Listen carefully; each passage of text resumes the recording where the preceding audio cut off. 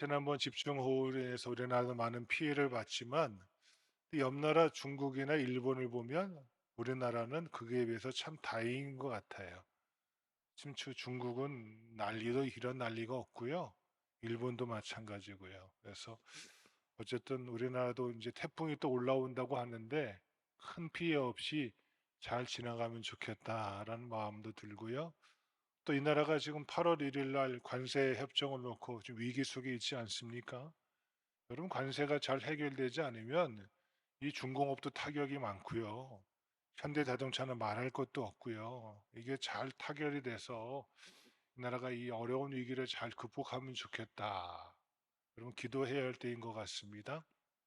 어쨌든 광풍이 크게 일어날 때 광풍이 없으면 좋겠지만 여러분, 주님 오시는 그날까지 이 마귀는요 더 날뛰어요. 마귀란 놈이 더 크게 날뜁니다. 그래서 사소한 것 가지고 아무것도 아닌 것 가지고 문제를 삼기도 하고요.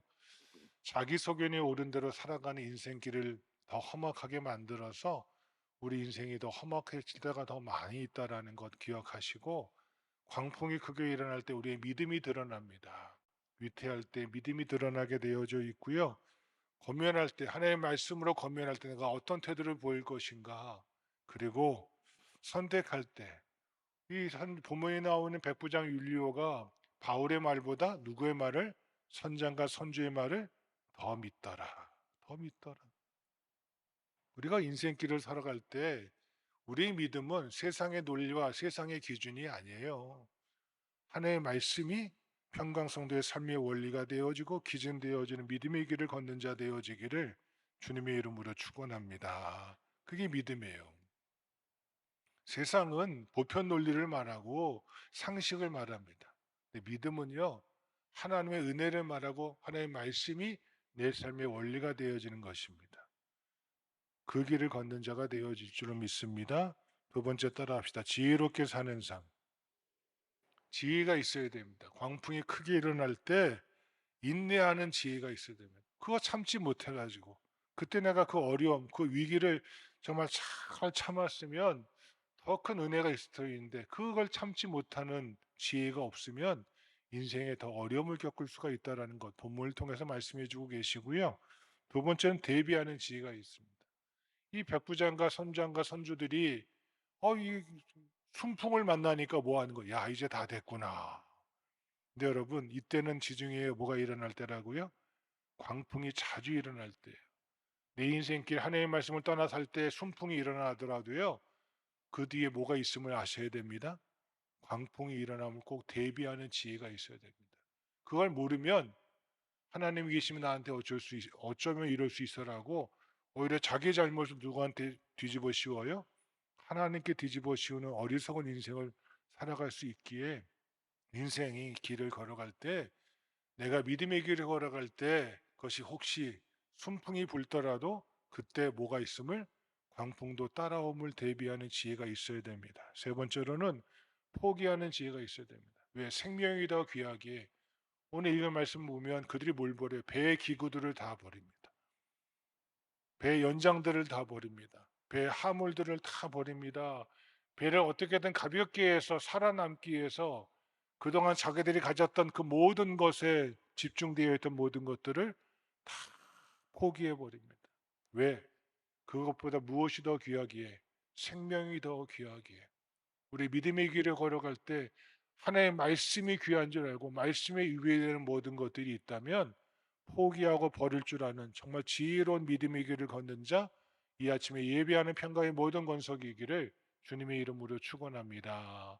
오늘 세 번째 따라 하시겠습니다. 소망을 갖고 사는 삶. 첫 번째 따라 하실까요? 절망 중에도 소망을 가집시다. 다 함께 우리 20절 말씀 시작. 여러 날 동안 해도 별도 보이지 아니하고 큰 풍랑이 그대로 있음에 구원의 여망마저 없어졌더라. 아멘. 열왕기상 17장을 가서 읽어보면 거기에 엘리야와 사렙다 가부의 사건이 기록되어져 있습니다. 하나님께서 아합의 그릇된 하나님을 버리고 악한 길을 가는 것을 보시고 그 이스라엘 땅에 아합의 죄로 인하여 3년 동안 흉년을 내리십니다. 그때 하나님께서 엘리야에게 명령, 너는 그리 시내가에 가서 피하라고 말씀하세요. 내가 까마귀를 보내서 너의 먹을 것을 대해주리라. 근데 저는 좀 그때 말씀을 읽으면 하나님 주실려면 좀 독수리를 보내시든지, 예? 그쵸? 새를 보내시려면 좀 큰 새를 보내셔야지. 요만한 까마귀가 뭘 얼마나 물어다 주겠어요, 그쵸? 예? 어쨌든 그리 시내가에 물이 마르니까 물도 없고 먹을 것도 떨어지니까 하나님께서 너 이제 어디로 가라? 시돈 땅에 있는 사렙다 과부의 집에 가라 하시는 거예요. 좀 보내시려면 좀 넉넉하고 부자 집에 보내시지. 가봤더니 뭐예요? 과부가 하나님 나 물 좀 주셔. 물 들어가는 과부에게 뭐라고 말해요? 올 때 모두 가져오면 좋겠다. 떡 한 덩이 가져와서 내 배를 좀 채워주면 좋겠다라고 엘리야가 부탁을 하는 거예요. 그때 이 사렙다 과부가 하는 말이 뭐예요? 우리 집에 밀가루 요만큼 남았고 기름 조금 남았습니다. 이제 이거 먹으면 우리 집에 뭐가 없습니다. 먹을 것이란 찾아볼 수가 없습니다. 이거 먹고 내 아들과 내가 이제 죽을 날만 기다릴 날만 남았습니다. 근데 이 여인이요, 이 엘리야를 위해서 공개를 해요. 저는 그 말씀을 읽으면서 참 오히려 엘리야의 믿음보다 누구의 믿음이 더 커 보여요? 사렙다 과부의 믿음이 더 귀하다. 마지막 남은 그 떡 한 조각을 엘리야를 위해서 공개하잖아요. 왜? 엘리야를 누구 대하듯 하나님이 대하듯 공개하는 그 마음이 귀하지 않겠어요? 근데 그가 말하는 속에 뭐가 있어요? 절망이 있잖아요. 내가 이 떡 먹고 내 아들과 뭐 하려고 했는데 죽을 날만 기다리려고 했는데 소망이 없는 거였어요. 또 얼마 되지 않아서 뭐가 일어나요? 그 집에 하나밖에 없는 독자 외아들이 뭐예요? 어떤 병인지 뭐 부모에 나와 있지만 심히 앓다가 죽어버려요. 여러분 과부에게 남은 외아들은요 산 소망이지 않겠습니까? 그 아들 때문에 과부가 살지 않겠습니까? 그런데 그 이 과부에게 아들이 죽으니까 이 문제를 이 과부가 누구께 가지고 나와요? 엘리야에게 가지고 나와요. 이게 귀한 거예요. 포기하지 않아요. 당신이 하나님의 사람이라면 내 아이의 죽음의 문제를 해결해 주십시오. 여러분 죽음의 문제를 해결할 사람이 누가 있겠어요? 그런데 여러분 이 여인이요 자기 문제를 그대로 가지고 엘리야에게 가지고 나와요. 그때 엘리야가 뭐예요? 아이가 누워있는 다락방에 올라가서 하나님께 기도하잖아요. 그 방법은 뭐 엘리야의 방법이니까 방법을 논하실 필요는 없을 것 같고 어쨌든 하나님께 기도하였더니 그의 혼이 돌아온지라. 그랬더니 뭐예요? 이 사렙다 가부가 하는 말이 당신이야말로 하나님의 사람인 줄 이제 내가 알았나이다. 왜? 이 여인은요 정말 절망이 있어요. 물질의 문제가 바닥에 났어요. 생명의 문제로 인생의 살 기회마저도 살 여망마저도 다 잃어버렸어요. 그때 그는 누구를 바라봐요? 하나님의 사람을 바라보는, 아니 여호와를 앙망하는 믿음의 길을 걸어갔음을 성경은 보여주고 있는 거거든요. 여러분 인생길 걸어가실 때 물질의 문제 때문에 낙심한 적이 얼마나 많았어요. 내 생명의 문제, 건강의 문제 때문에 포기하고 절망할 때가 얼마나 많으셨어요.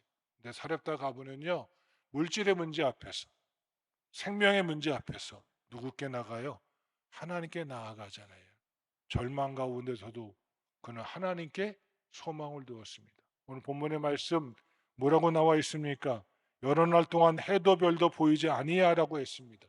해는 낮이요 별은 밤이 아닙니까? 얼마나 큰 먹구름이 지척을 분간할 수 없을 만큼 둘러쌌는지 밤낮을 분간할 수가 없다는 뜻입니다. 이렇게 절망적인 상태에서도 사도 바울은 믿는 바가 있었기에 소망을 가지고 다른 사람을 위로해 줄 수 있었습니다. 뭐라고 말합니까? 그들에게 안심하라. 그들은 구원의 연망마저 다 끊어져 버렸지만 이제 우린 죽을 일밖에 없구나. 이제 살 소망이 없구나 하는 그때 사도 바울은 이 절망 중에 있는 그들에게 소망을 심어주고 있는 믿음의 사람임을 보여주고 있습니다. 성도의 앞길에 지척을 분간할 수 없는 절망, 구원의 여망이 없다 하여도 우리 믿는 바가 있습니다. 그건 누구십니까? 우리의 구주 예수 그리스도이십니다. 예수님께 소망을 두는 겁니다. 세상 사람들은 세상 것에 소망을 두고 살지만 믿음으로 산다는 것은 절망 중에 있을지라도 사렙다 가부가 하나님의 사람에게 소망을 두었던 것처럼 여러분 믿음의 길을 걸어갈 때 사도 바울이 안심하라 내가 믿는 하나님을 믿노라고 그들에게 간증했던 것처럼 여러분의 삶을 통하여 하나님께 소망을 두는 믿음의 길을 걷는 자 우리 평강의 모든 권속의 길을 주님의 이름으로 축원합니다. 두 번째 따라합시다. 후회 중에도 소망을 가집시다. 다 함께 21절 22절 시작. 내가 너희를 여러 사람이 오래 먹지 못했음에 바울이 가운데 서서 말하되 여러분이여 내 말을 듣고 글에 대해서 떠나지 아니하여 이 타격과 손상을 면하였더라면 좋을 뻔하였느니라. 내가 너희를 권하노니 이제는 안심하라. 너희 중 아무도 생명에는 아무런 손상이 없겠고 오직 배뿐이니라. 아멘. 선주나 선장의 입장에서는 배가 다 박살났어요. 또 선주 입장에서는 어때요? 모든 화물 바다에 다 버렸어요. 백부장 율리오는 이 배의 책임자로서 이 꼴을 당했으니 체면이 이루 말할 수가 없어요. 다 후회가 이루 말할 수가 없어요. 그때 사도 바울이 더 이상 후회하지 말아라. 오히려 그들에게 후회 중에도 소망을 심어주고 있습니다. 여러분 남이 잘 되거든 뭐라고 하지 마세요. 남이 잘 되면 축복해 주세요. 야, 저 사람이 정말 저걸 이루고자 얼마나 노력했을까? 얼마나 수고했을까? 얼마나 뒤에 보이지 않는 눈물과 헌신과 정말 그 열정이 있었을까? 근데 혹자는 말합니다. 남이 잘 되면 어쩌다 그런 거겠지. 여러분 반대로 생각해 보십시오. 여러분이 만약에 성공하고 잘 됐을 때 남이 그 사람 어쩌다가 된 거지 뭐 그럴 일 없어 라고 말하면 기분 좋으시겠어요? 안 좋잖아요. 내가 안 좋으면 남도 뭐 하는 거예요? 안 좋은 거예요. 남이 잘 되면 뭐 해주세요? 축복해 주세요. 남이 어려운 일 당하면 뭐 해주세요? 용기를 심어요. 걱정하지 마. 더 잘 될 거야. 힘내라. 위로해 주는 자가 돼야 되지 않겠어요? 여러분 인생길 걸어갈 때 후회할 일이 얼마나 많으세요. 오늘 본문에 얼마나 이들이 후회했겠어요. 야, 내가 그때 누구의 말을 들었더라면 저 바울의 말을 들었더라면 바울은요 왜 키도 작고 얼굴도 못생겼고요. 별로 볼품이 없어요. 그러나 그의 말을 들었더라면 우리가 살 수 있었을 텐데 여러분 인생길에 그런 일이 얼마나 많이 있으시겠습니까? 저는요 가끔가다 두 사람이 생각이 납니다. 그게 가룟 유다와 베드로예요. 여러분 베드로는요 예수님을 세 번이나 부인하고 저주하고 맹세까지 했어요. 나 저 사람 모른다고 목까지 했다고요? 맹세까지 했던. 야, 근데 그가요 새벽닭이 울매 누가 뭐가 생각나서 주님께서 자기에게 하신 말씀이 생각나서 밖에 나가 심히 통곡하니라. 마태복음, 마가복음, 누가복음, 요한복음 다 공이 나오는 말씀. 그가요 뭐가 생각나서 말씀이 생각나서 뭐 한 거예요? 내가 잘못했구나. 그러니까 자기의 관계를 주의 말씀에 의지하여 다시 뭐 하는 거예요? 재설정하는 거예요. 비록 후회는 있었지만 그런 베드로에게 주님은 찾아와서 뭐라고 말씀해요? 베드로야 너 나 사랑하지? 내가 안다. 내 양을 먹이라. 사랑으로 다시 뭐 하셔요? 불러주시잖아요. 우리가 그래야 되지 않겠어요? 후회하는 길이 있지만 뭐가 생각나서 주의 말씀이 생각나는 사람이 있는가 반면에 여러분 저는 12제자 중에 가장 똑똑한 사람이 가룟 유다라고 생각해요. 왜냐하면 가룟 유다가요 그 은삼십이 탐나서 예수님을 팔았을까요? 천만의 말씀. 제 생각은 그래요.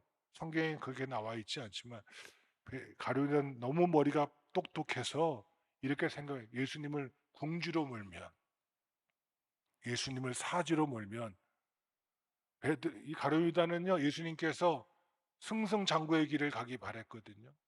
로마 병정, 유대 병정 다 무너뜨리고 무너진 성전을 회복하고 이스라엘을 회복할 자가 메시아가 저분이라고 따라갔거든요. 그러니까 가룟 유다는 자기가 생각하는 예수님 상이 있었어요. 자기가 바라는 예수님의 모습이 있었어요. 근데 주님께서 가시는 길은 점점 뭐예요? 그 길과 멀어지는 거예요. 내 생각대로 주님이 움직이지 않는 거예요. 그래서 베드로 이 가룟 유다는요 특단의 조치를 내린 것 같아요. 예수님을 팔면 예수님을 사지로 몰면 예수님을 정말 죽을 자리에 갖다 몰아넣으면 뭐 하시겠지? 설마 죽으시겠어? 그렇죠?